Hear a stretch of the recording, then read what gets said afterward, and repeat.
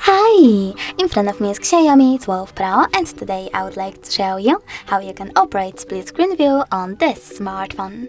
First of all, open one of your apps like Play Store and click on the square button. Now hold this app and click on this icon with two rectangles. Following that, click on Home button and pick the other app, like for example Chrome. As you can see, now I can use both of them at the same time. If you wish to go back from this mode, drag the first tab upwards and choose Home button.